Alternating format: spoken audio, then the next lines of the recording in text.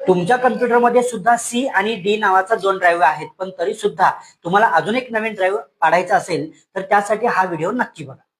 तर त्यासाठी आपल्याला दिस पीसी मध्ये जायचं आहे आणि दिस पीसी मध्ये गेल्यानंतर इथं आपण कम्प्युटरवरती क्लिक केलं की इथं आपल्याला एक मॅनेज नावाचा ऑप्शन दिसतोय. यावरती आपल्याला क्लिक करायचं आहे. यावरती क्लिक केल्यानंतर खाली तुम्हाला दिलेलं आहे डिस्क मॅनेजमेंट. या डिस्क मॅनेजमेंट वरती आपल्याला एकदा क्लिक करायचं आहे. तर बघा आपल्याकडे सी आणि डी या 2 नावाचे ड्राईव्ह आपल्याकडे आहेत, पण आता मला नवीन अजून एक ड्राईव्ह हवाय. तर त्यासाठी मी काय करतो, डी नावाच्या ड्राईव्ह मध्ये एकूण स्पेस आहे आपला 117 GB. तर त्यातलाच थोडासा डिवाइड करून मी बाजूला काढतो आणि ई नावाचा परत एक नवीन ड्राईव्ह मी पाडतो. तर त्यासाठी मला या ड्राईव्ह वरती राईट क्लिक करायचं आहे.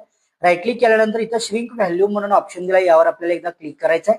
आणि मग याच्यामध्ये कितीचं तुम्ही पार्टिशन पाडणार आहे, म्हणजे जसं की 20 जीबीचं जर का पाडणार असेल तर 20,000 अमाऊंट घ्या, जर 30 जीबीचं पाडणार असेल तर 30,000 अमाऊंट घ्या.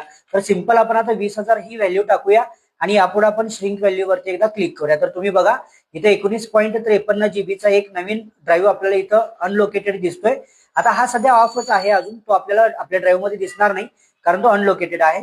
तर त्याला ऑन करण्यासाठी याला राईट क्लिक करून आपल्याला सिंपल व्हॅल्यू वर क्लिक करायचं आहे आणि नेक्स्ट वरती क्लिक करून पुन्हा नेक्स्ट नेक्स्ट नेक्स्ट आणि फिनिश करायचं आहे.